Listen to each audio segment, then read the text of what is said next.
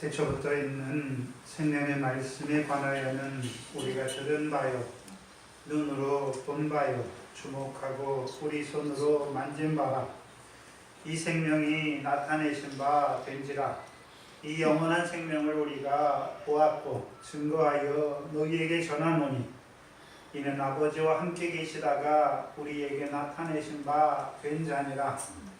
우리가 보고 들은 바를 너희에게도 전하면 너희로 우리와 사귐이 있게 하려 함이니, 우리의 사귐은 아버지와 그 아들 예수 그리스도와 함께 함이라.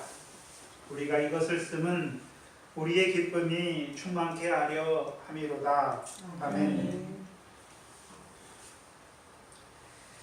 말씀이 육신이 되어 우리 가운데 오셨고, 또한 복음의 증인들을 통하여 예수 그리스도의 얼굴에 있는 그 아버지의 독생자의 영광을 우리에게 비춰주셔서 우리로 하여금 그 영광의 빛 안에서 이제 빛의 자녀로 우리를 살려주신 아버지 하나님 감사합니다. 또한 이 시간도 우리로 하여금 그 빛의 열매를 맺게 하시려고 성령 안에서 아버지와 그 아들 예수 그리스도와 사귀는 그 사귐의 자리로 우리를 불러주시니 감사합니다. 오늘도 말씀 앞에 나오게 하셨사오. 아버지와 그 아들 예수 그리스도로부터 우리에게 주시는 그 은혜와 진리로 충만하게 하여 주셔서 잠깐 육신으로 사는 우리의 삶이 늘 우리를 사랑하시는 그 하나님의 사랑 안에서 그 영광에 합당한 자로 살아갈 수 있는 저희들 되게 하여 주시옵소서. 아멘. 감사합니다. 예수님의 이름으로 기도하옵나이다. 아멘. 찬송가 대사로니가 전서 2장입니다.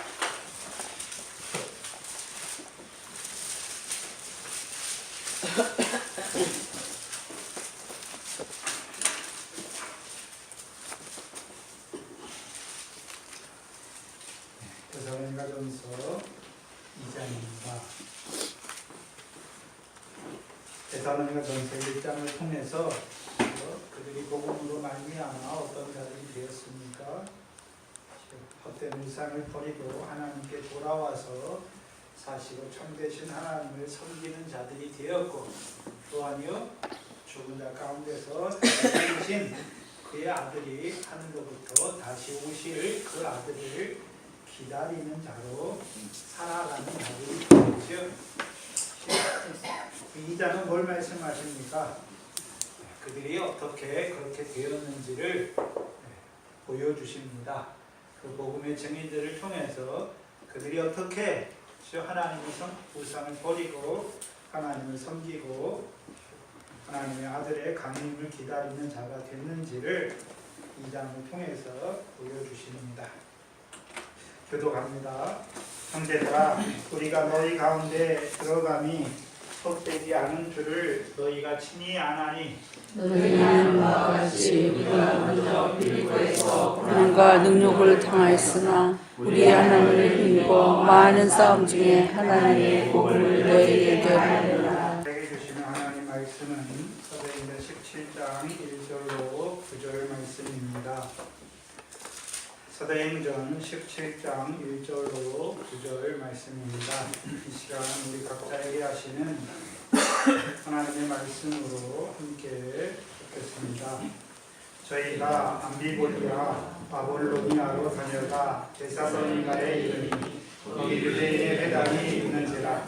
바울이 자기의 길에 들어 저희에게로 들어가서 새 안식일에 성경을 가지고 강론하며 그들로 그리스도가 해를 받고 죽은 자 가운데서 다시 살아나야 할 것을 증명하고 이르되, 내가 너희에게 전하는 이 예수가 곧 그리스도라 하니, 그 전에 어떤 사람 곧 경건한 헬라인의 큰 무리와 적지 않은 기부인도 권함을 갖고 바울과 시라 있었으나 그러나 유대인들은 시기하여 저자의 어떤 계약한 사람들을 데리고 때를 지어 성을 소동케 하여 야손의 집에 달려들어 저희를 백성에게 끌어내려고 찾았으나 발견치 못하매 야손과 및 형제를 끌고 전쟁 앞에 가서 소리질러 가되 천하를 어지럽게 하던 이 사람들이 여기도 있네. 야손이 이르되 이 사람들이 다 가이사의 명을 거역하여 말하되 다른 임금 곧 예수라 하는 이가 있다 하더이다 하니 우리와 어쩐지 이 말을 듣고 소송하여 야손과 그 나머지 사람들에게 보호를 받고 들어오니라. 아멘. 지난 시간 복음 곧 하나님의 아들 예수에 대해 크게 세 가지로 나타내 주셨습니다. 첫 번째가요, 예수가 우리의 주심을 나타내 주셨습니다. 두 번째는 그 예수가 우리의 그리스도이심을 나타내 주셨고, 세 번째는요, 그 예수가 산자와 죽은 자를 심판하러 오실 재판장이심을 나타내 주셨습니다. 그래서 예수를, 십자가에 죽으신 예수를 하나님이 주와 그리스도가 되게 하셨다라고 말씀하셨죠. 어떻게 우리의 주가 되셨습니까? 우리의 죄를 지시고 십자가에 죽으심으로, 또한 하나님께서 주 십자가에 죽으신 그 예수를 다시 살리셔서 우리의 영원한 구원의 주가 되게 하신 것이죠. 그래서 우리를 죄에서 구원하신 그 구원의 주이십니다. 그래서 저와 여러분이 예수가 우리의 주시다라고 고백할 때에는 예수님이 우리의 무엇을 지고 가셨습니까? 우리의 죄를 다 지고 가셨죠. 그래서 죄를 지고 가신 것이 믿어졌으니까 우리가 이제 뭘 받았습니까? 죄사함을 받은 자들이 된 것입니다. 이제 전에는 죄가 있어서 하나님의 영광에 이르지 못하던 자였는데 이제 죄사함 받음으로 이제 하나님 앞에 의롭다함을 얻은 백성이 된 것을 보여주셨습니다. 그럼 두 번째, 예수가 그리스도란 말은 어떤 의미입니까? 예수 십자가에 죽으신 그 예수를 하나님이 다시 살리셔서 우리에게 성령을 부어주시는 분으로 세우셨다는 것입니다.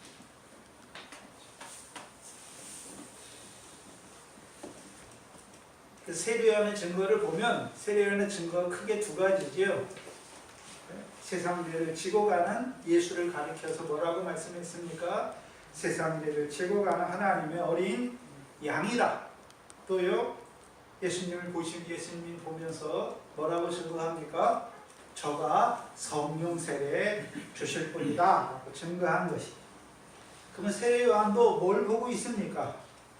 예수님께서 세상 죄를 위하여 십자가에 죽으실 뿐만 아니라 십자가에 죽으셔서 하나님의 백성들의 구원의 주가 되실 뿐만 아니라 그가 부활하셔서요 성령을 부어주시는 그리스도가 되실 것을 요한도 뭐 했습니까? 봤지요. 봤는데 문제는 보긴 봤지요. 그러나 그리스도와 함께 하지는 못했단 말이죠.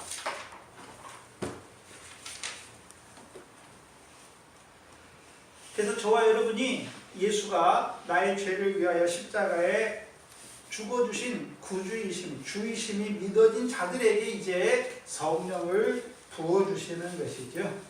그래서 성령을 부어주셔서 이제 성령으로 새롭게 하셔서 성령을 따라간 하나님 나라 백성이 되게 하신 것입니다.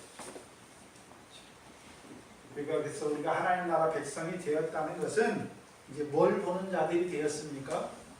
하늘에 계신 아버지 하나님께서 갚으시는 상이 있는 것을 보는 자들이 되었습니다. 한마디로 하늘에 보화가 있는 것을 보는 눈이 되었다는 것입니다. 전에는 저와 여러분이 예수 믿었지만 성령 받기 전에는, 성령을 따라가기 전에는 예수 믿지만 여전히 어디 걸 바라봤습니까? 세상 거죠. 천하만국의 영광을 바라봤단 말이에요.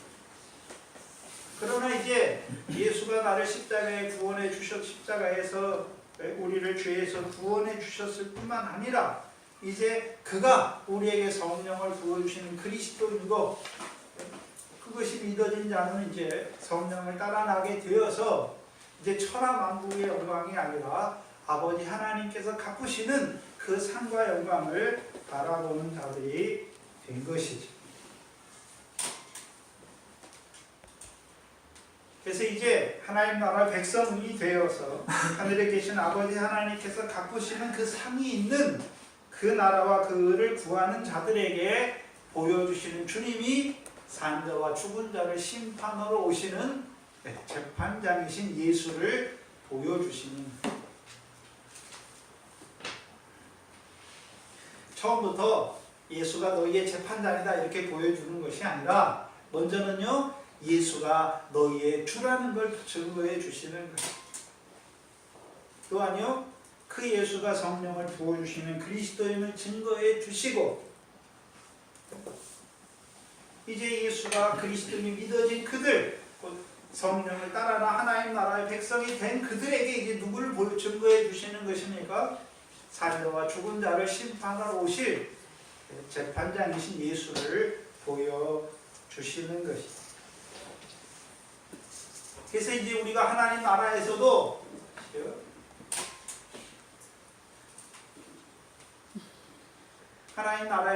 우리의 선악간에 우리가 우리의 몸을 따라 행하는 대로 받는 것을 보여주시는 거예요. 그래서 우리가 하나님 나라에서도 두렵고 떨림으로 그 상과 영광을 얻는 구원을 이루어 가야 되는 자들인 것을 보여주시는 것이죠. 왜요? 우리 앞에 이제 그리스도의 심판대가 있을 것이고, 그 심판대 앞에서 각 사람이 자기 몸을 따라 선악간을 행한 대로 받는 것이죠. 그래서 선을 행하는 사람은 생명의 부활로 나오는 것이고, 악을 행하는 사람은 심판의 부활로 나오는 것을 보여주십니다. 그런데 성경은 하나님의 아들에 대해서 이 세 가지만 말하는 게 아니죠. 여기에 우리가 더해야 되는 것이 있어요. 그렇죠? 더해야 되는 것이, 예수는 무엇입니까? 우리의 좀 더 가보고요. 대제사장이시죠. 대제사장이시죠. 히브리서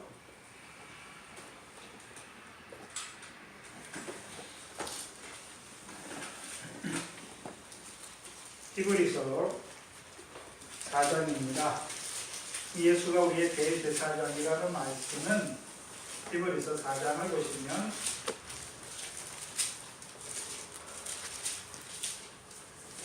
14절에 그러므로 우리에게 큰 대제사장이 있으니, 그 십자가의 제사장을 말씀합니까? 승천하신 제사장을 말씀합니다. 승천하신 제사장이죠. 곧 하나님의 아들 예수시라. 그럼 예수는 우리의 주도 되시지만 성령을 부어주시는 그리스도도 되시고 우리의 재판장도 되시지만 또 우리의 무엇입니까? 대제사장이십니다. 그래서 우리가 믿는 도리를 굳게 잡을지어다. 15절에 우리에게 있는 대제사장은 우리의 연약함을 채울하지 아니하는 자가 아니요 모든 일에 우리와 한결같이 시험을 받은 자로되 죄는 없으시니라. 그러므로 우리가 긍휼하심을 받고 때를 따라 돕는 은혜를 얻기 위하여 은혜의 보좌 앞에 담대히 나아갈 것이니라. 우리가 이제 이 제사장이 있으니까 우리에게 영원한 제사장, 이 대제사장이 있잖아요. 그럼 제사장이 있다는 의미가 무엇입니까? 저와 여러분 이제 그 나라의 의를 구하는 자로 살잖아요. 근데 항상 그 나라의 의를 구하기만 합니까? 다른 것도 구합니까? 다른 것도 구하지 않습니다. 그럼 다른 것을 구하는 것은 그것이 무엇입니까? 하늘에 계신 하나님의 뜻대로 행하는 것이 아니라 내가 원하는 뜻대로 하는 그거 다 무엇입니까? 그게 죄예요. 세상 사람들은 세상 법을 어긴 것이 죄잖아요. 근데 이제 저와 여러분 이제 하나님 말씀을 받았잖아요. 하늘의 상과 영광을 더하게 하시는 그 진리의 말씀을 받았으면서도 그렇게 살지 않는 삶이 무엇입니까? 그게 죄예요. 말씀대로 살지 않는 것이 죄란 말이죠. 그래서 우리가 하나님 나라의 백성이지만 하늘에 계신 그 하나님의 뜻대로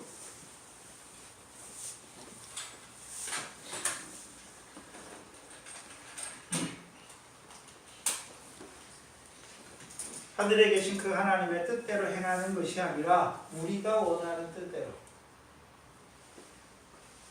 살아가는 그것이 죄잖아요. 네?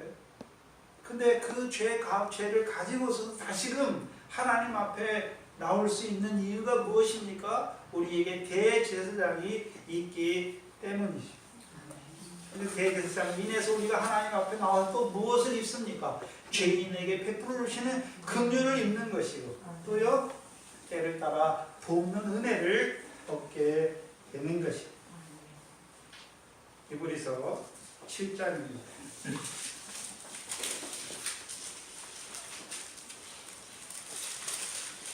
그래서 이 히브리서는 특별히 우리의 대제사장이신 예수에 대해서 계속 우리에게 말씀해 주시는 거예요. 히브리서 8장, 7장 24절, 25절입니다. 예수는 영원히 계심으로, 영원히 계신다는 것은 한번 죽으셨다가 부활하셔서 영원한 우리의 대제사장으로 계신 것을 보여주시는 것입니다. 제사의 직분도 갈리지 아니한다라고 말씀하셨죠. 그러므로 25절에 자기를 힘입어 하나님께 나아가는 자들을 온전히 구원하시는 대제사장. 이는 그가 항상 살아서 우리를 위하여 무엇하십니까? 간구하시. 우리를 위하여 간구하시는 것입니다. 26절 이하에 보시면 이러한 대제사장은 우리에게 합당하니 거룩하고 악이 없고 더러움이 없고 죄인에게서 떠나 계시고 하늘보다 높이 되신 자라. 저가 저 대제사장들이 먼저 자기 죄를 위하고 다음에 백성의 죄를 위하여 날마다 제사 드리는 것과 같이 할 필요가 없으니 그 구약의 율법을 따른 그 대제사장들처럼 할 필요가 없다는 것이죠. 이는 저가 단번에 자기를 드려 이루시므라. 뭘 이루셨습니까? 화목제물이 되어 하나님의 뜻을 이루신 거죠. 28절의 율법은 약점을 가진 사람들을 제사장으로 세웠거니와 율법 위에 하신 맹세의 말씀은 영원히 온전케 되신 아들을 우리의 제사장으로 세우신 것입니다. 그래서 온전케 되신 아들 제사장이죠. 어떻게 온전케 되셨습니까? 여기서 온전케 되셨다는 것은 두 가지 의미예요. 예수님이 십자가에 죽으실 뿐만 아니라 이제 부활하셔서 영원한 제사장이 되셨다는 것이고, 또한요 십자가의 죽으심으로 하나님의 뜻을 다 이루셨죠. 다 이루셨어요. 또한 우리의 영원한 대제사장이 되어서 계속해서 우리를 향하신 자기를 힘입어 하나님께 나오는 자들을 뭐 하시는 제사장입니까? 온전히 구원하시는 제사장. 그럼 여기서 자기를 힘입어 하나님께 나아가는 자들, 제사장을 힘입어 오늘도 우리가 하늘에 계신 그 제사장을 힘입어 누구에게 나아갑니까? 하나님께 나아가죠. 그러면 대제사장이신 예수를 힘입어 하나님께 나아간다는 의미가 어떤 의미입니까? 히브리서 10장 19절입니다. 히브리서 10장 19절이죠. 그러므로 형제들아, 우리가 누구의 피를 힘입어 나아갑니까? 예수의 피를 힘입어 성소에 들어갈 담력을 얻는 것입니다. 우리가 죄인임에도 불구하고 그럼 성소에는 누가 계십니까? 하나님이 계시죠. 구약에는 보이는 성소를 말씀했고 신약에는 예수 그리스도가 성전입니다. 그럼 예수 그리스도를 통해서 우리가 하나님께 나아간다는 의미가 무엇입니까? 로마서 3장 23절이죠. 모든 사람이 죄를 범하였음에 어디에 이르지 못합니까? 하나님의 영광에 이르지 못하죠. 근데 이제 저와 여러분이 죄사함 받았을 뿐만 아니라 하나님 앞에 의로운 자가 되었을 뿐만 아니라 이제 예수님이 가르쳐주신 그 교훈으로 그 하늘의 상과 영광을 바라보죠. 그러나 그렇게 살지 못해요. 그럼에도 불구하고 우리가 예수의 피를 힘입어 어디에 나아갑니까? 그 영광의 보좌 우편으로 나아갈 수 있는 것이죠. 그 길은 우리를 위하여 휘장 가운데로 열어놓으신 새롭고 산 길입니다. 왜 새롭고 산 길입니까? 옛날에는 율법 시대는 죄 지으면 죄대로 죽어야 돼요. 그러나요, 이제 죄가 더한 곳에 은혜가 더하게 하실 뿐만 아니라 그 은혜 가운데 있는 자들을 어디로 인도하십니까? 하나님의 영광으로 인도하신단 말이에요. 21절에 또 하나님의 집 다스리는 큰 제사장이 계심에 우리가 마음의 뿌림을 받아. 그렇죠? 마음의 뿌림을 받는 거죠. 마음에 뭘 뿌림 받습니까? 피잖아요. 그렇죠? 성령의 피 뿌림이잖아요. 성령의 피 뿌림을 우리에게 주신다는 의미는 우리가 뭐라는 말입니까? 피가 우리에게 있어야 된다는 것은 피는 죄사함과 연결됩니다. 그래서 예수님께서 십자가에 죽으실 때만 피 흘려주신 것이 아니라 죽으신 다음에도 피와 물을 흘려주시는 거예요. 그래서 우리 마음에 피 뿌림을 주시는 거예요. 죄사함을 주신단 말이죠. 그래서 저와 여러분이 예수님의 육신의 피가 우리에게 닿아서 우리 죄가 사함받는 게 아니죠. 우리 마음에 죄가, 우리 마음에 하나님의 말씀이 오니까 우리 마음에 죄가 생각이 나잖아요. 아, 내가 이런 죄를 졌구나. 그때마다 죄사함이 어떻게 이루어집니까? 다시금 주님 앞에 나아가서요, 내 죄를 자백할 때 주께서요 우리 마음에 뭘 주십니까? 성령의 핏뿌림을 주시는 것입니다.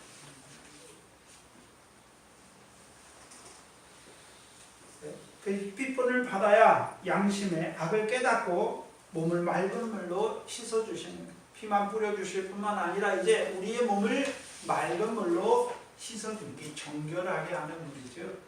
그래서 죄사함을 주실 뿐만 아니라 우리를 깨끗하게 하시는 거예요. 우상을 섬김에서와 모든 더러운 것에서 깨끗하게 하시는 정결한 물이지요. 에스겔서 36장 24절 이해하죠. 씻었으니까 이제 우리가 어떤 자로요? 참 마음과 온전한 믿음으로 하나님께 나아갈 수 있는 자가 되었답니다. 그래서 예수는 우리의 구원해 주실 뿐만 아니라 우리에게 성령을 부어주시는 그리스도일 뿐만 아니라 우리의 재판장일 뿐만 아니라 오늘도 우리의 영원한 제사장이지요. 그래서 오늘도 그 예수의 피를 힘입어 하나님께 나아가는 자들을 어떻게 하십니까? 그들에게 그렇죠? 마음에 뿌림을 주시고 그렇죠? 몸을 맑은 물로 씻어주셔서 우리를 참 마음과 온전한 믿음으로 하나님께 나아가는 자들로 세운단 말이죠. 우리가 뭘 의를 행했기 때문에 우리가 항상 그 나라의 의를 구하기 때문에 우리가 영광의 하나님께 나아가는 게 아니라면 우리가 그 나라와 의와는 상관없이 바라보지만 마음으로는 원하지만 육신으로 죄의 법을 섬기지만 그럼에도 우리가 하나님의 영광에 이룰 수 있는 것은 그 생명길을 갈 수 있는 이유가 무엇입니까? 예수가 우리의 제사장이기 때문에. 그게 네 번째. 근데 여기에 더 있어요. 또. 예수는 하나님 보좌 우편에 앉으신 분이다. 사도행전 2장 35절이죠. 사도행전 2장을 한번 보시면 사도행전 2장 35절에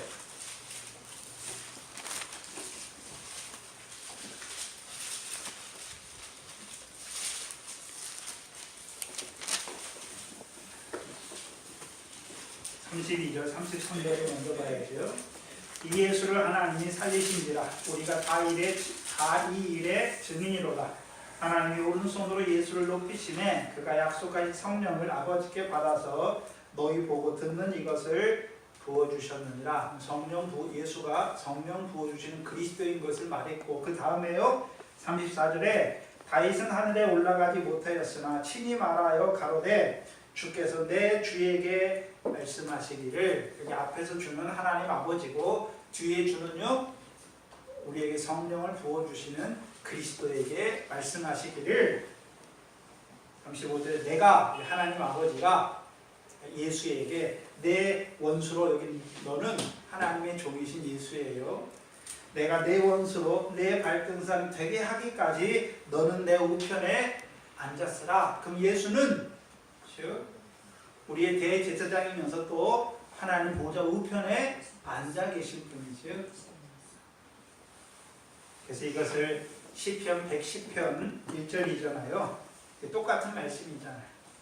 내 원수로 내 발등상 되게 하기까지 너는 내 우편에 앉았으라. 그럼 보좌 우편에 앉는다는 의미가 어떤 의미일까요? 왕이라는 의미. 왕의 보좌예요. 왕이라는 의미예요. 그래서 예수는 하나님 보좌 우편에 앉은 예수를 말해서 뭐라고 말합니까? 만왕의 왕이다라고 말씀하십니다. 예수는 만왕의 왕이다는 말이죠. 그 왕이니까 무슨 노릇해야 됩니까? 왕 노릇하는 거예요. 그래서 고린도전서 15장 25절에 저가 모든 원수를 그 발 아래 둘 때까지 불갑을 왕 노릇하신다라고 말씀하십니다. 그럼 왕 노릇하시잖아요.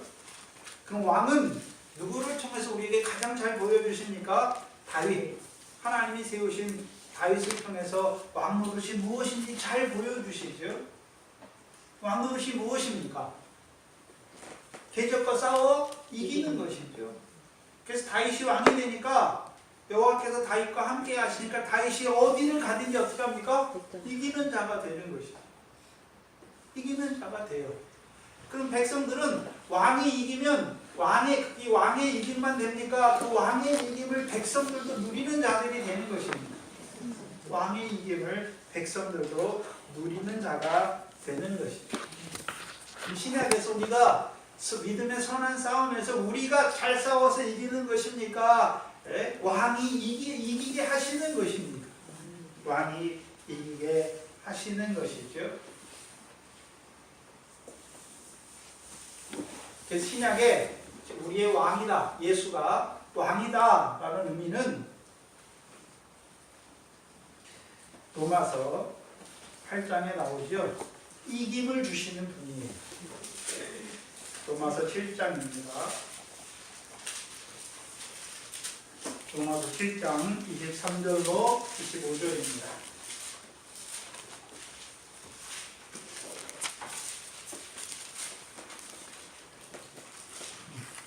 내 지체 속에서 다른 한 법이 내 마음의 법과 싸워. 다른 한 법은 내 마음에 있는 법과 다른 한 법이 있잖아요. 내 마음에 있는 법은 하나님의 법을 원해요. 근데 다른 법은 무엇입니까? 죄의 법이 있는 거죠. 싸워 내 지체 속에 있는 죄의 법 아래로 나를 사로잡아 오는 것을 보는도다. 오라 나는 공고한 사람이로다. 이 사망의 몸에서 누가 나를 건져내랴. 근데 25절을 보니까 우리 주 예수 그리스도로 말미암아 하나님께 감사하리로다 말씀하죠. 왜요? 그럼 우리 주 예수 그리스도가 뭐 하십니까? 우리를 사망의 몸에 있는 우리를 건져내신단 말이죠. 그래서 우리 주 예수 그리스도로 말미암아 우리가 마음으로는 하나님의 법을, 육신으로는 죄의 법을 섬기지만 우리가 그래서 그 공고한 사망의 몸 가운데 살 수밖에 없지만 누가 우리를 건져내십니까? 그 사망의 공고한 몸에서 누가 이기게 하십니까? 우리 주 예수 그리스도예요. 이거를 고린도전서 15장 55절로 57절입니다. 여기에서 풀어놨죠. 고린도전서 15장입니다.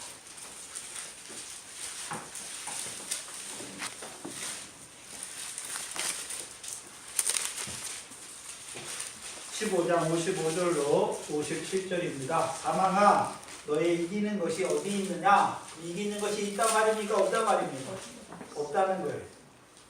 네? 사망아 너의 쏘는 것이 어디 있느냐? 사망에 쏘는 것은 죄요. 죄의 권능은 율법이라. 근데 57절에 보니까 우리 주 예수 그리스도로 말미암아 우리에게 뭘 주십니까? 이김을 주십니다. 이게 로마서 아까 7장을 풀어놓은 말씀입니다. 그래서 우리가 마음으로는 하나님의 법을 원하지만 육신으로 늘 죄의 법을 섬겨서 죄의 그 사망의 몸 가운데 살 수밖에 없는 우리들을 어떻게 하십니까? 이기게 하시는 거죠. 사망의 그 공고한 몸에서 우리를 건져내시는 거죠. 이기게 하신단 말이에요.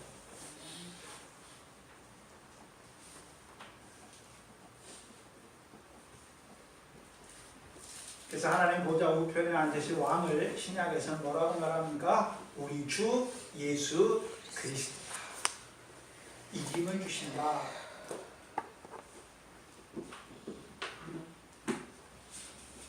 그래서 다윗이 이스라엘을 다스리니까 이길 뿐만 아니라 사무엘하 8장 15절에 백성에게 뭘 베풀어 주십니까? 의와 공도를 베풀어 주는 거예요. 그것을 신약에서 다른 의미로 뭐라고 말씀하십니까? 히브리서 7장에 살렘왕이죠. 멜기세덱은 살렘왕이에요. 살렘왕은 첫 번째 의의 왕이고 두 번째 평강의 왕입니다. 그럼 예수도 멜기세덱의 반차를 쫓는 대제사장일 뿐만 아니라 살렘왕의 반차를 쫓는 왕이시죠.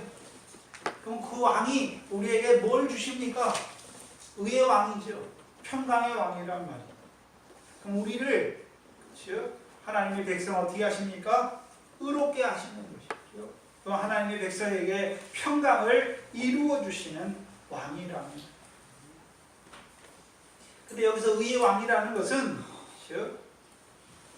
우리를 십자가에서 죄사함과 의롭다함을 얻게 하는 그런 의로운 왕이 아니라 우리가 이제 하나님 나라에서 그 나라 의를 구하는 자로 살아야 되는 거예요. 그게 우리의 일인데 오히려 우리가 어떤 자로 삽니까? 경건치 아니한 자로 사는 것이죠.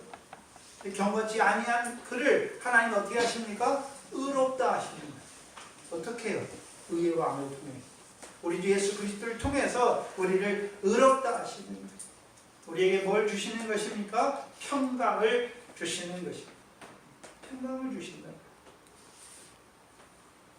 평강은 무엇입니까? 로마서 몇 장이죠? 사단의 역사를 발 아래 밝게 하시는 것이죠.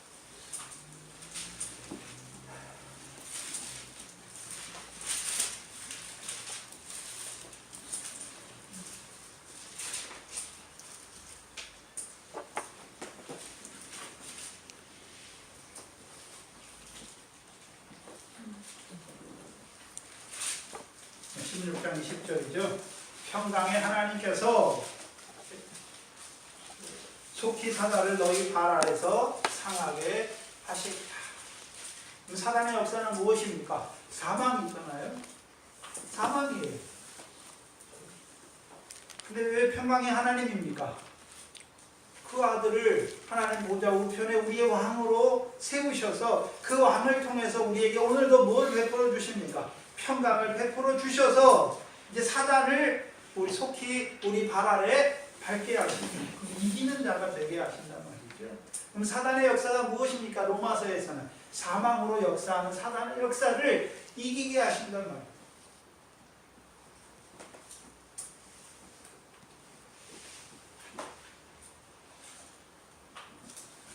그게 하나님 보좌 우편에 앉으신 예수는 왕이시다는 의미.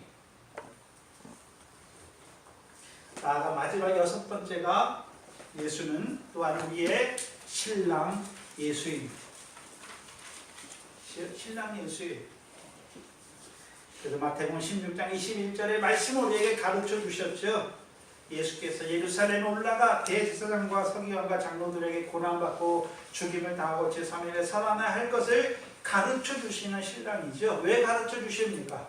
예수님만 고난받고 죽임당하고 제3일에 살아나는 것이 아니라 우리도 주와 복음을 위하여 고난받고 죽임을 당하여 이제 성령시대 이틀이 지난 후에 2000년이 지난 후에 순교케 하셔서 그 첫째 부활의 영광에 참여하게 하시는 신랑 예수인 것을 증거해 주시는 것입니다. 그래서 신랑 예수를 믿는 자들이 있어요. 지금 믿는 자들은 어떤 자로 삽니까? 늘 자기 부인되고 자기 십자가를 지는 자로 사는 자입니다. 저와 여러분은 이제 지금 핍박의 시대가 아닙니다. 그래서 자기 부인되고 날마다 자기 십자가로 지고 살아요. 그럼 그들 앞에 뭐가 예비되어 있습니까? 큰 환난이 예비되어 있고 큰 환난을 통해서 순교자를 모집하는 것이죠. 큰 환난을 통해서 계시록 13장에 바다 가운데서 올라온 짐승이 짐승과 우상에게 경배하게 하고 이마와 손에 그 표를 받게 하잖아요. 그런데 우리는 하나님의 계명을 지키니까 하나님이 아닌 짐승에게 절할 수 있습니까? 없습니까? 없는 거예요. 하나님의 계명을 지키다가 죽는 거예요. 표를 받지 아니함으로 죽는 것이죠. 계시록 20장 4절이죠. 네. 짐승과 우상에게 경배하지 아니하고 이마와 손에 표를 받지 않은 자들이 죽임을 당하잖아요. 그들이 이제 그리스도와 더불어 살아서 1000년 동안 하나님과 그리스도의 제사장이 되어 왕노릇하는 것을 보여주시는 것입니다. 예수는 우리의 구원해 주실 뿐만 아니라 우리에게 성령을 부어주시는 그리스도일 뿐만 아니라 또한 우리의 재판장이실 뿐만 아니라 우리의 영원한 대제사장이며 또한 우리의 왕이시죠. 우리에게 이김을 주시는 우리 주 예수 그리스도일 뿐만 아니라 이제 우리를 첫째 부활의 영광에 들어가게 하시는 신랑 예수입니다. 문제는 믿음에 따라 다른 것이죠. 어떤 예수와 함께 하고 있습니까? 그래서 우리가 첫 번째 예수가 주다, 예수가 그리스도라고 하는 것은 예수와 그리스도를 통해서 우리에게 일반으로 얻은 구원을 주시는 것입니다. 그 일반으로 얻은 구원은 일반으로 얻은 구원을 받은 자들에게 이제 재판장이신 예수를 증거해 주는 것이죠. 즉, 재판장의 예수를 증거하는 이유가 무엇입니까? 아버지 하나님께서 주시는 상과 영광을 얻는 그 구원을 이루는 자로 세우시기 위해서, 한마디로요, 예수 그리스도 나타날 때 칭찬과 영광과 존귀를 얻는 바라보는 자로 살게 하기 위해서. 그러니까 재판장이 있으니까 우리가 두렵고 떨림으로 우리의 구원을 이루어가는 것입니다. 또한 그 재판장, 이제 예수가 재판장임을 바라보는 그들에게, 그리고 이제 두렵고 떨림으로 그 구원을 이루어가는 자들에게 증거해 주시는 것이 대제사장이신 예수를 증거해 주는 것입니다. 그 재판장이 예수를 믿음으로 그 상과 영광을 바라보지만 우리의 삶이 어떻습니까? 그 상과 영광에 합당한 삶이 아니죠. 오히려 죄의 법을 섬기고 사화의 공고한 몸 가운데 있는 자들이잖아요. 그 상과 영광과는 너무나 거리가 먼 자들에게 누가 함께 하십니까? 영원한 우리의 대제사장이 함께 하셔서 하나님의 긍휼을 얻게 하실 뿐만 아니라 때를 따라 돕는 은혜를 얻게 하시는 제사장. 그리고 이제 대제사장 안에 살아가는 자들에게 왕이신 예수를 증거해 주셔서 이제 사망의 공고한 몸에서 이기게 하시는 것이죠. 음부의 권세에서 이기게 하시는 것이죠. 어떻게 해요? 우리가 잘 아는 디도서 3장 6절과 7절이죠. 그래서 왕이신 예수 그리스도가 하시는 일, 우리 주 예수 그리스도가 하시는 일이 디도서 3장 6절입니다.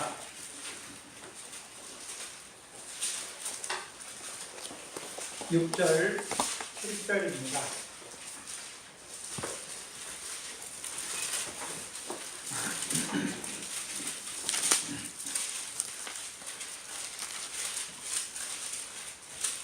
(6절에) 성령을 우리 주 우리 구주 예수 그리스도로 말미암아 우리에게 풍성히 부어주시라.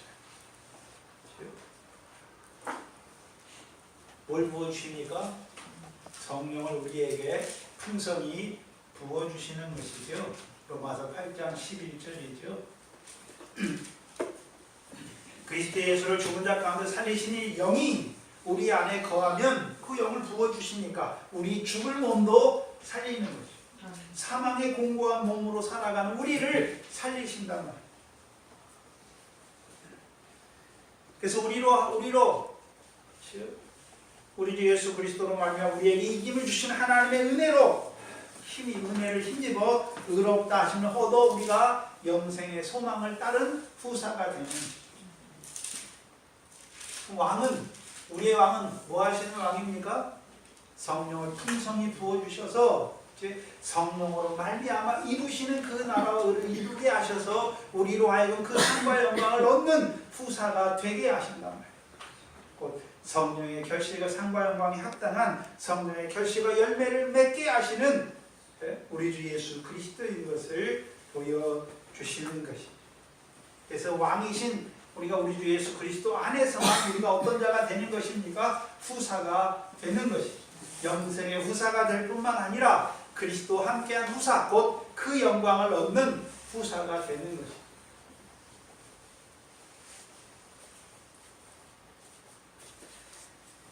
그래서 고난 받지만 이기게 하시죠. 고난을. 그래서 영광을 위한 후사까지 자라게 하시는 것이고, 이제 그들에게 신랑 예수를 증거해 주셔서 가장 빛난 영광을 보여주시는 것입니다. 그 신랑 예수를 만나야 이제 자기 부인되고 날마다 자기 십자가를 지는 등과 기름을 예비하는 자로 살아갈 수 있는 것입니다. 문제는 뭐냐 하면 알긴 아는데 사귐의 자리에는 들어가지 못한 거예요. 계속해서 전도사님 때부터 우리에게 신랑 예수 증거해 주셨잖아요. 근데 왜 그 삶이 안 됩니까? 알긴 알아요. 근데 뭐 하지 않습니까? 그 신랑 예수와 함께 하지 못한단 말이에요. 사귐이 없단 말이에요. 하나님이 예수를 우리의 신랑 예수로 세우신 그 예수와 사귐이 없는 거예요.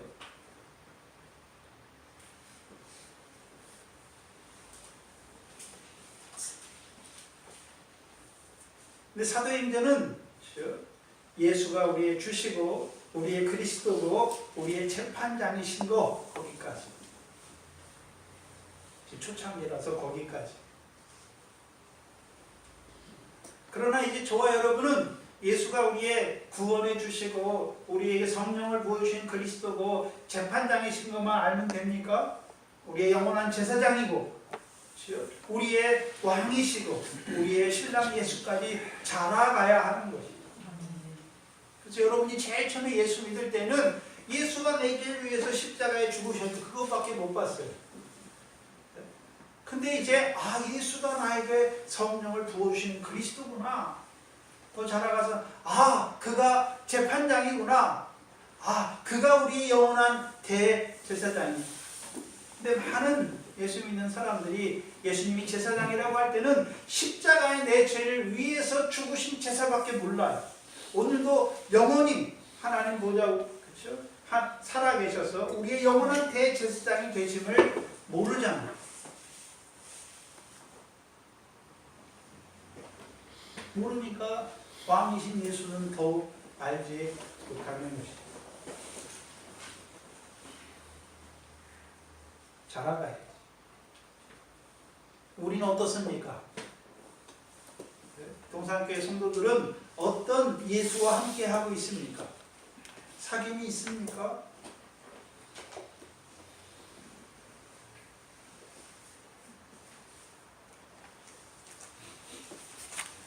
바울은 어떤 자로 살고 있습니까? 지금 어떤 자로 살고 있나요? 복음을 증거하지요. 복음을 증거할 뿐만 아니라 복음 때문에 고난과 핍박을 받는 것 가운데서 낙마하고 실망하여서 포기하는 것이 아니라 오히려 하나님을 찬미하는 영광의 후사의 삶을 살고 있죠. 그리스도와 함께한 후사, 그 영광을 얻기 위하여 고난도 주시는 하나님께 감사하는 자로 살고 있는 것을 보여주십니다. 오늘 2절, 본문 2절 하반절에 보시면 회당에 저희에게로 들어가서 새 안식일에 성경을 가지고 강론하죠. 강론하는데 강론의 내용이 무엇입니까? 3절에 뜻을 풀어 그리스도가 해를 받고 죽은 자 가운데서 다시 살아나야 할 것을 증명합니다.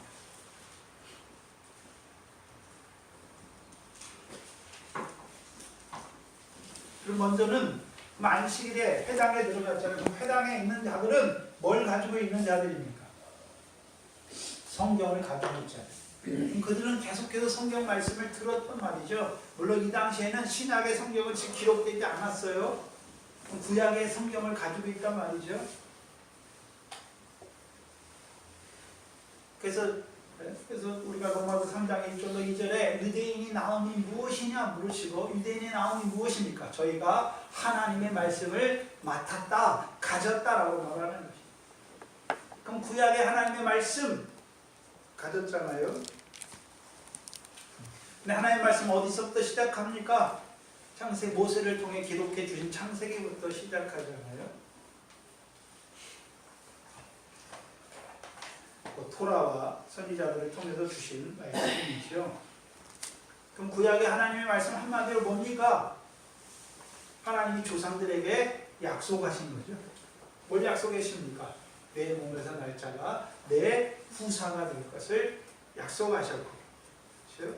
그리고 그들에게, 그렇죠? 이스라엘 백성에게 가나안 땅을 영원한 기업의 소유로 주실 것을 약속하신 거예요. 시와 땅에 대한 약속입니다.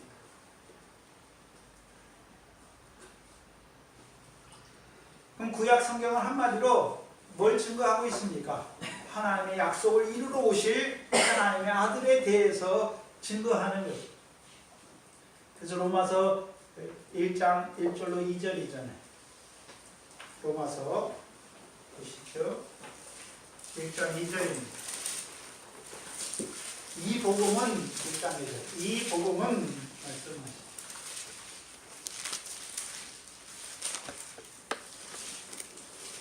로마서 1장 2절에 보시면 복음이라고 말씀하고, 이 복음은 하나님이 선지자들로 말미암아 누구에 대하여 성경에 미리 약속하신 것입니까? 하나님의 아들에 대하여 관하여 성경에 미리 약속하신 것입니다. 그럼 이 약속을 누가 처음 받았습니까? 아브라함이 처음 받았어요. 그럼 구약 성경은 한마디로 무엇입니까?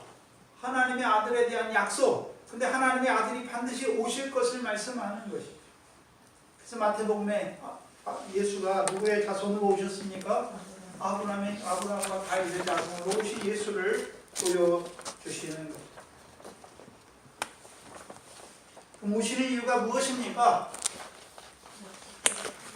약속을 이스라엘 아브라함의 자손들에게 이루어 주시기 위해, 약속을 이루어 주시기 위함입니다. 그래서 사도행전 13장 32절 33절입니다.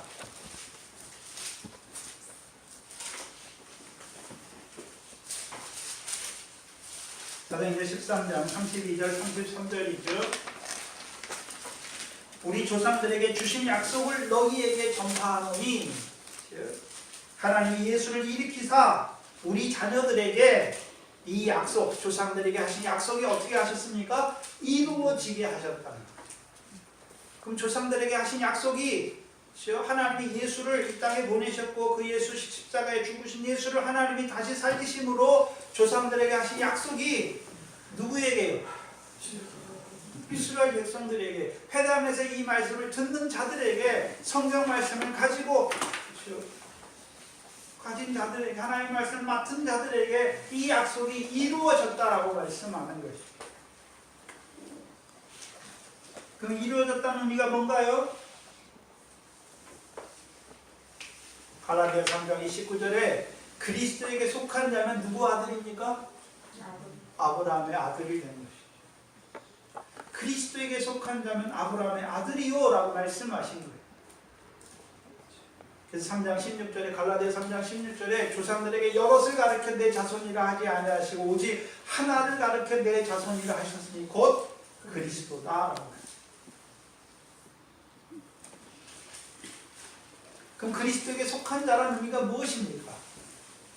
예수가 그리스도인데 예수가 십자가에 죽으셨고 그가 죽으심으로 우리의 주가 되셨을 뿐만 아니라 우리에게 성령을 부어주시는 그리스도가 되신 것입니다. 그럼 육적 이스라엘 백성은 자기들이 율법을 지켜서 죄사함을 받고 하나님 앞에 의롭다함을 얻는 자들이 되는 것입니까? 율법으로는 하나님 앞에 의롭다함을 얻지 못하는 걸 알고, 율법과 선지자가 증거한 하나님의 아들, 한 의잖아요. 하나님의 의지요. 그 아들을 믿음으로 의롭게 되는 거예요. 죄사함을 얻고 의롭게 되는 것입니다.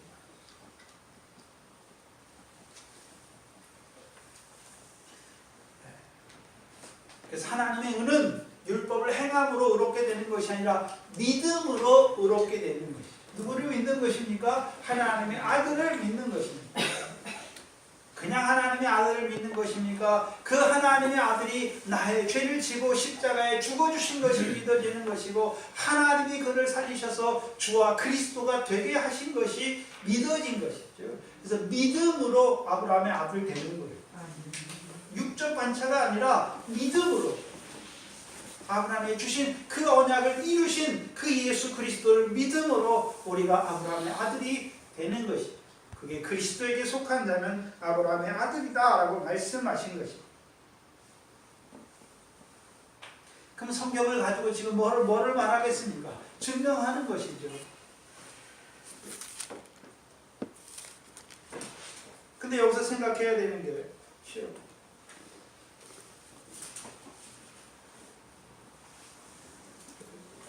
그리스도가 해를 받아야 하는데 해를 받고 죽은 자 가운데서 살아나야 할 것을 증명하죠. 예수가 그리스도다라고 말하면 될 것 같은데 왜 그리스도가 고난을 받아야 했고 왜 그리스도가 다시 고난 받고 다시 살아나야 해야 되는지를 증명하는 거예요. 왜 구약의 성경을 가진 자들에게 왜 증명해야 됩니까? 이 당시 유대인들의 메시아 사상, 그 그리스도에 대한 사상이 있는데 잘못된 사상을 갖고 있는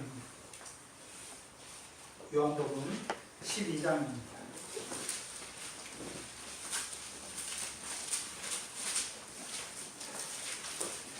요한복음 12장 34절입니다.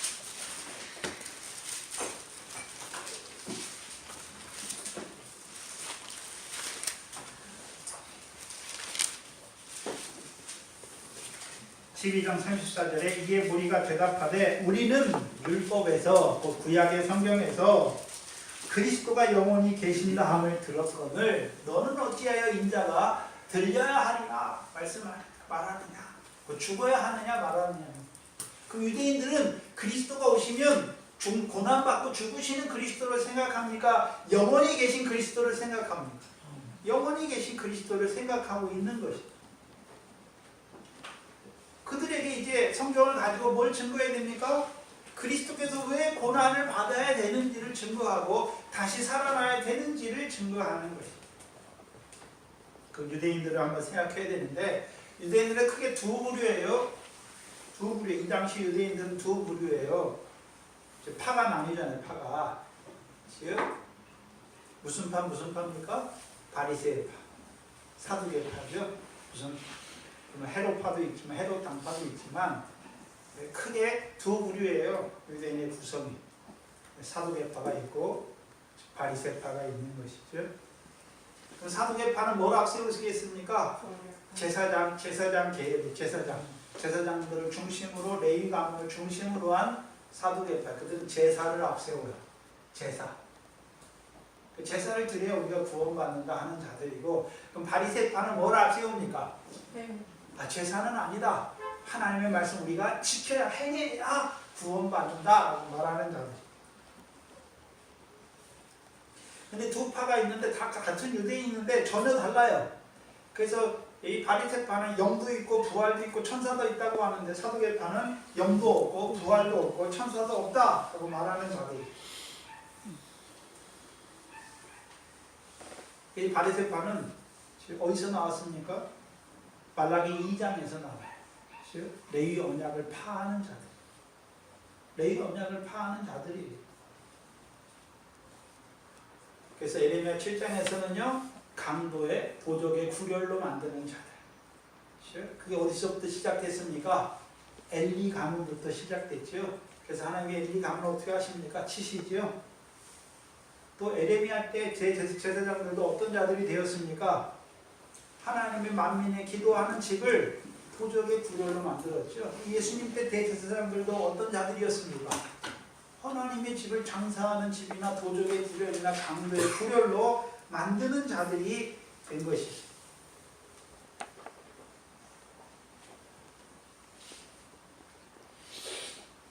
근데 두 부류 다 메시아를 기다려, 그리스도를 기다린단 말이죠.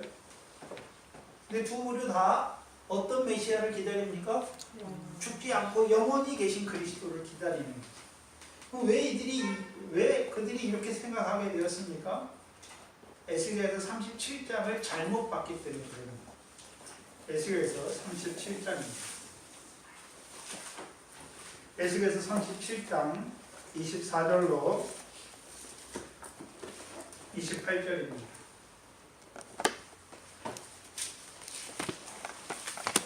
에스겔에서 37장 24절로 28절에 보시면 이 구절을 그냥 문자적으로 해석했기 때문에, 문자적으로 24절 이하에 내 종 다윗이 그들의 왕이 되리니, 그럼 다윗은 이미 죽었잖아요. 에스겔 때는 죽었어요. 그럼 다윗이 또 온단 말이니까 다윗에게 약속하신 다윗의 자손으로 오시는 자를 말합니다. 다윗의 자손으로 오시는 거죠. 그가 왕이 되리니 그들에게 다 한 목자가 될 것이다. 그들이 내 규례를 준행하고 내 율례를 지켜 행하며 내가 내 종 야곱에게 준 땅 곧 그 열조가 거하던 땅에 그들이 거하되 그들과 그 자손 손손이 영원히 거기 거할 것이요 내 종 다윗이 영원히 그들의 왕이 되리라. 영원히 죽는 게 있습니까? 영원히 왕노릇한다고 말합니다. 영원히 왕노릇한다고 말하는 거죠. 이 구절만 보기 때문에 그런 거죠. 26절에 내가 그들과 화평의 언약을 세워서 영원한 언약이 되게 하고 또 그들을 견고하고 번성케 하며 내 성소를 그 가운데 세워서 영원히 이르게 하리니 내 초소가 그들 가운데 있을 것이며 나는 그들의 하나님이 되고 그들은 내 백성이 되리라. 내 성소가 영원토록 그들의 가운데 있으리니 열국이 나를 이스라엘을 거룩해 하는 여호와인 줄 알리라. 그럼 왕이 오시면 이스라엘 백성이 이제 영원히 하나님이 주신 가나안 땅에서 영원히 하나님의 성소가 같이 해서 영원히 거기 거할 것을 바라보더라고요. 성소잖아요, 성소. 하나님의 왕이 오시면 그가 성소를 세워서 영원한 언약이 되게 하고 이스라엘 백성으로 하여금 영원히 가나안 땅에서 살게 하고 다윗 그 왕은 왕노릇할 것을 보여주시죠. 이거를 육적으로 해석했단 말이죠. 문자적으로 해석한 거예요. 그럼 다윗의 자손으로 오신 그리스도가 세우는 성소, 성전은 어떤 성전입니까? 우리가 요한복음 2장 20절 이하 20절로 22절에 예수께서 자기 몸으로 일으키신 성전이에요. 죽으시고 3일 만에 살아나셔서 일으키신 몸으로 세우신 성전이에요. 그걸 보지 못한단 말이에요. 왜요? 이사야서 53장을 보지 못하는 거예요. 이것하고 이사야 53장을 꿰야 되는데 그걸 꿰지 못하는 것이죠. 그래서 예수님께서 이 땅에 오셔서 유대인의 왕으로 자기 백성의 죄를 지고 십자가에 죽으시는 것을 알지 못한다는 거예요.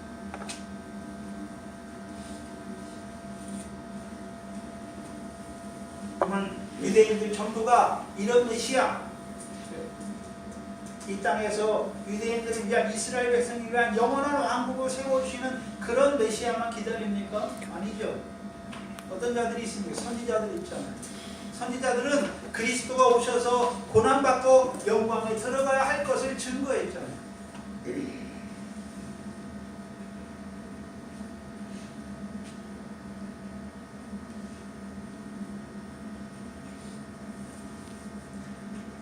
그래서 바리새파는 그 유대인들 중에 바리새파가 다수고 사두개파는 소수예요, 소수. 근데 그들이 성전을 맡았기 때문에 그들이 권력을 다 쥐고 있지요. 그 유대인들이 그리스도에 대한, 메시아에 대한 사상이 대부분 그런 거예요.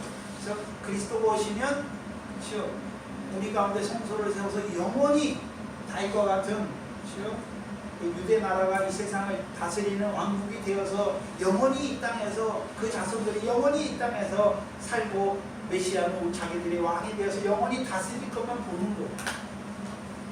그리고 바리새인들은요, 부활이 있다 하니까 마지막에 그 메시아가 우리를 부활시켜 주실 것을 바라봅니다. 오해하고 있죠. 그들에게 필요한 거, 성경을 가지고 왜 그리스도가 해를 받아야 되는지를 설명해야 되는 거죠. 이렇기 때문에 이들이 유대인이 가진 메시아 사상을 갖고 있기 때문에 그리스도는 해를 받지 않는다고 생각하기 때문에, 왜 하나님의 아들인데 왜 와서 해를 받습니까?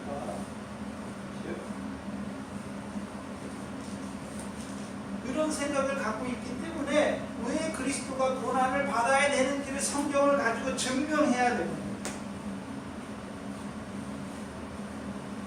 그 유대인들에게 어떻게 증명합니까? 이들은 구약의 율법의 말씀, 성경을 가지고 있잖아요. 그 율법을 주신 하나님의 뜻이 무엇인지를 나타내 주는 거예요. 율법을 주신 하나님의 뜻이 무엇입니까? 율법으로는 하나님 앞에 의롭다함을 얻지 못하고 우리가 죄인임을 깨닫게 하시는 것이죠.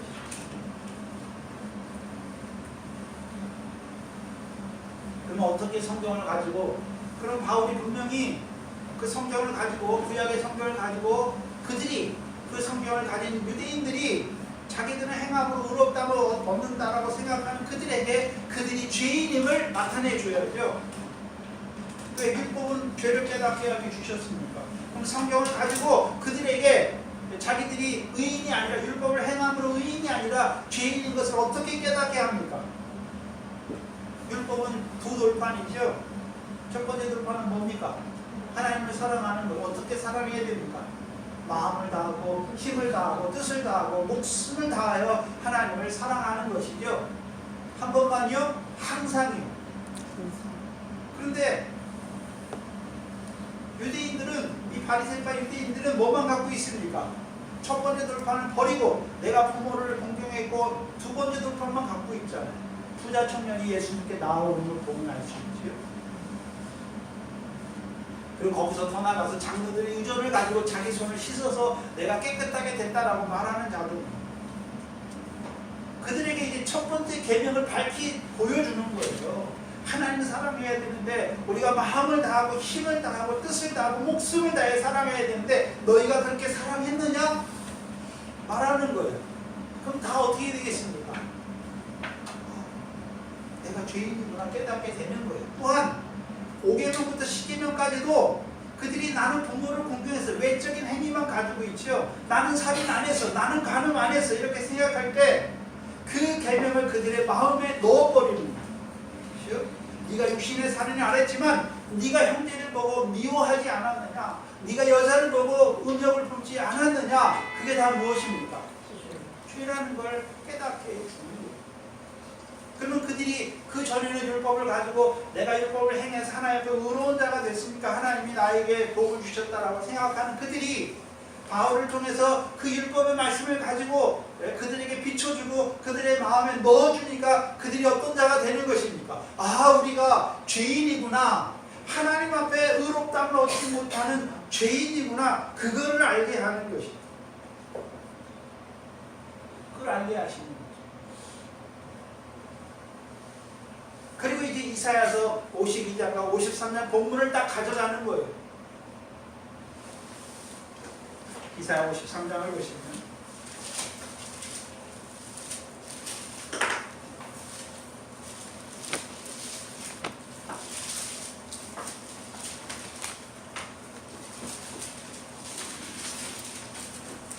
이 고난받는 본문은 이사야 52장 13절부터 시작되는 것입니다. 이사야서 52장 13절에 여호와께서 가라사대 보라 내 종이 형통하리니 받들어 높이 들려 지극히 존귀하게 되리라. 이왕에는 전에는 그 얼굴이 타인보다 상하였고 그 모양이 인생보다 상하였으므로 무리가 그를 보고 놀랐거니와 십자가의 예수를 보고 놀랐단 말이죠. 근데 후에는 그가 열방을 놀랄 것이며 열왕은 그를 인하여 입을 봉하리니 어떻게 해요? 하나님이 그 종을 높이 드신단 말이죠. 받들어 높이 드셨어요.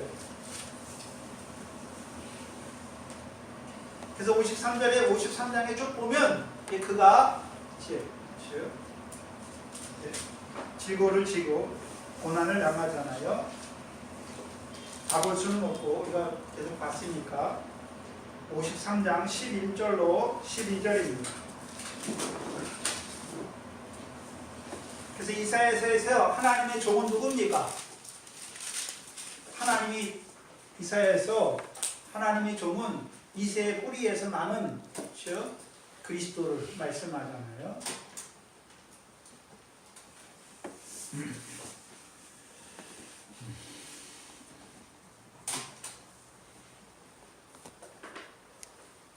이사야서 53장 11절로 12절을 보시면 가라사대 하나님의 의로운 종이 내가 자기 영혼을 수고한 것을 보고 만족히 여길 것이라. 나의 의로운 종이 자기 지식으로 많은 사람을 의롭게 하며 그들의 죄악을 친히 감당하리라. 이러므로 내가 그로 존귀한 자와 함께 풍기스럽게 하며 강한 자와 함께 탈취한 것을 나누게 하리니 이는 그가 자기 영혼을 버려 사망에 이르게 하며 범죄자 중 하나로 헤아림을 입었습니다. 그러나 실상은 그가 많은 사람의 죄를 지며 범죄자를 위하여 기도하였느니라 말씀합니다. 그럼 고난받으시는데 자기 죄 때문에 고난받으셨습니까? 많은 사람의 죄를 지시며 고난받으신 것입니다. 많은 사람의 죄를 지신 것이죠. 그래서 그 죄를 지심으로 그들을 율법으로 의롭다함을 얻지 못한 그들을 하나님 앞에 의롭다함을 얻은 자들로 세운 것이죠.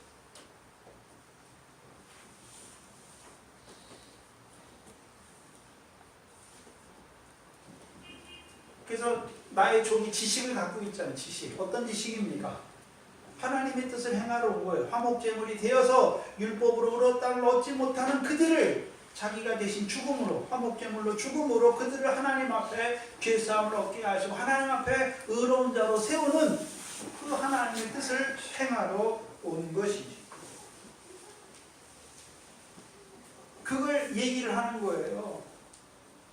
그러면 이들이 자기가 율법으로 죄인 걸 깨닫고 그 죄를 위해서 그리스도께서 오셔서 예수께서 오셔서 하나님의 아들이 자기들의 죄를 지고 십자가에 왜 죽어야 했는지를 알잖아요. 왜요? 율법으로 하나님 앞에 의롭다함을 얻지 못하잖아요.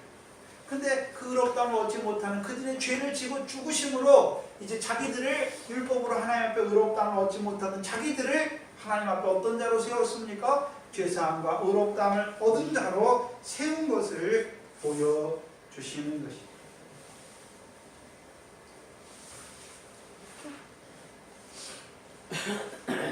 그래서 예수께서 십자가에 죽으심으로 이제 우리가 죄사함과 의롭다 하심을 얻게 하나님의 백성으로 죄사함과 의롭다함을 얻게 하시기 위하여 십자가에 죽으셔야만 했던 것입니다.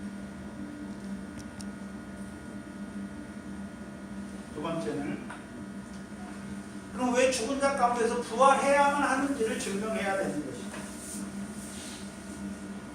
이것은 시편 16편 10절이죠. 우리가 잘 아는 주의 거룩한 자로 썩음을 당치 않게 하실 것이다. 다윗이 먼저 봤죠. 사도행전 2장 30절 31절입니다.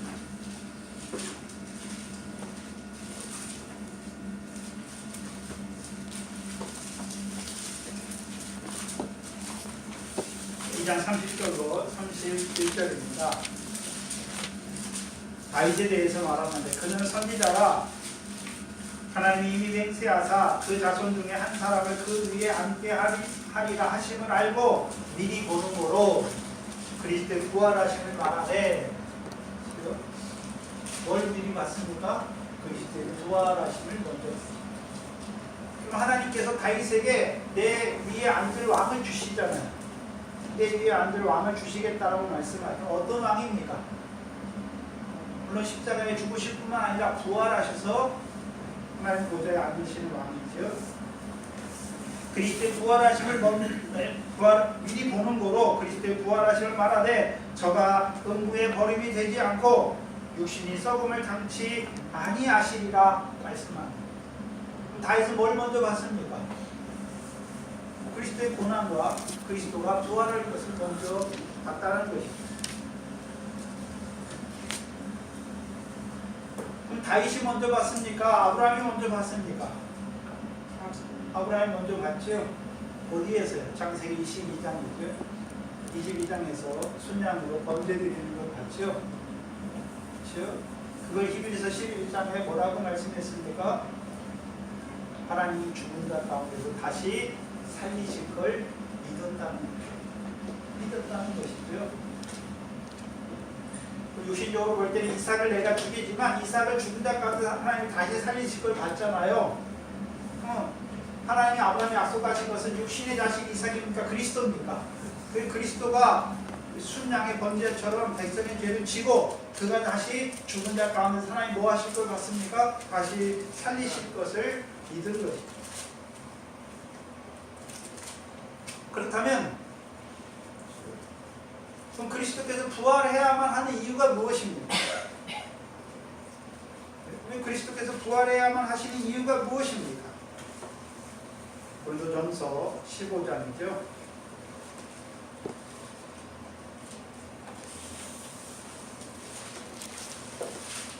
고린도전서 15장 20절입니다.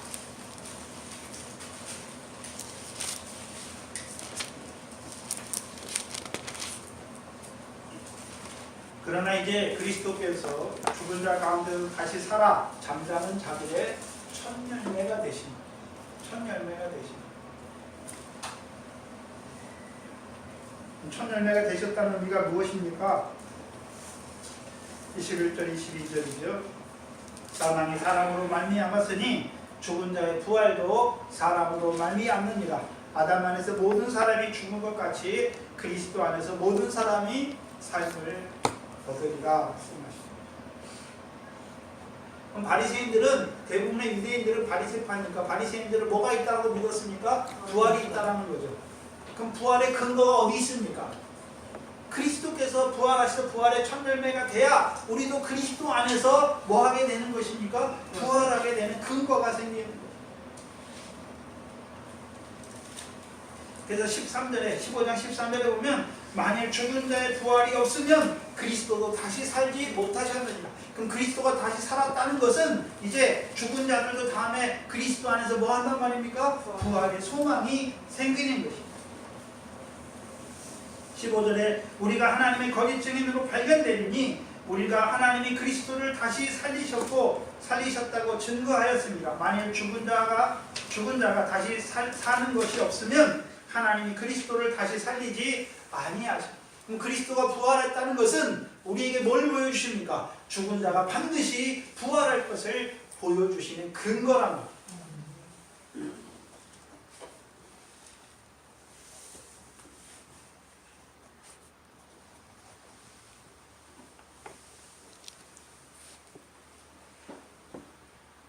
그럼 부활의 삶을 바라보는 자들. 근데 육신이 죽었다가 그냥 살아나는 그런 막연히 육신 죽었다가 육신만 다시 사는 그런 부활입니까? 상과 영광의 부활입니까? 상과 영광의 부활이란 말이에요.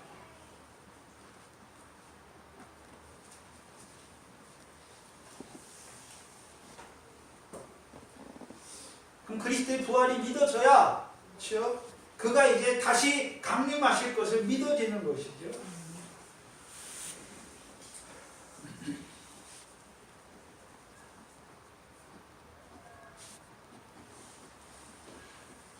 그걸 설명하는, 증명하는 거예요. 성경을 가지고.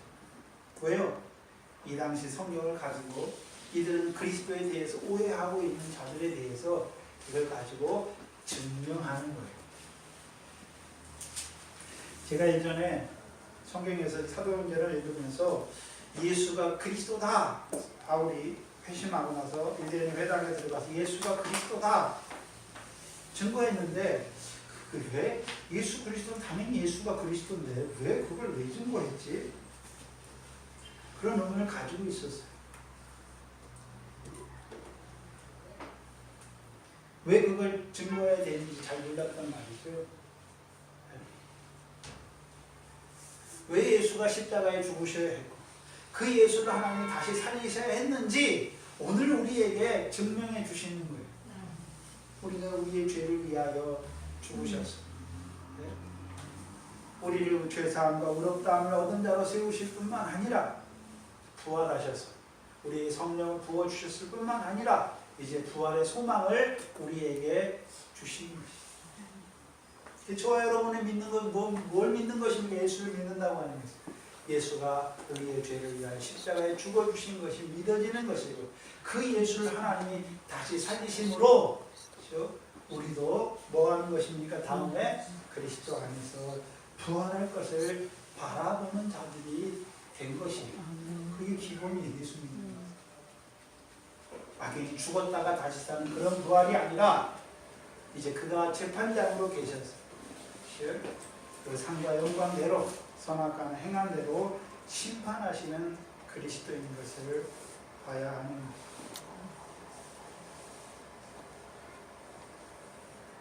그래서 바울이 증거할 때 바울이 고린도서 15장에 보면 자기가 부활하신 주님을 직접 봤잖아요. 그러니까 어떻게 합니까? 그 예수가 십자가에 죽으셨고 그 예수를 살리셨다라고 말하는 거죠. 그 왜 예수를 말하냐면 누가복음 24장입니다.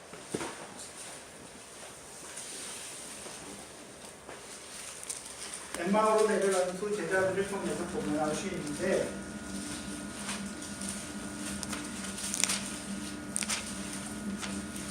18절부터 보시면 24장 18절 이하에 보시면 두 사람이 가다가 예수님이 그들과 얘기하잖아요. 근데 그 엠마오로 내려간 두 제자 중 한 사람이 글로바라 하는 자가 대답하여 가로되 당신이 예루살렘에 우거하면서 근일에 거기서 된 일을 홀로 알지 못하느뇨? 가나사렛 무슨 일이뇨? 가로되 나사렛 예수의 일이니 그는 하나님과 모든 백성 앞에서 말과 일에 능하신 선지자임을 우리 대제사장들과 간원들이 사형 판결에 넘겨주어 십자가에 못 박았느니라. 우리는 이 사람이 이스라엘을 구속할 자라고 바랐노라. 이뿐 아니라 이 일이 된 지가 사흘일째요 라고 말씀하죠. 그럼 이 제자들도 그리스도가 고난받고 다시 살아나야 되는 걸 믿습니까? 그걸 알지 못합니까? 알지 못한단 말이에요. 오늘도 왜 하나님의 아들이 이 땅에 와서 왜 십자가에서 죽으셔야 되는지를 알지 못한단 말이에요. 또한 그가 왜 부활해야 되는지를 알지 못한단 말이에요.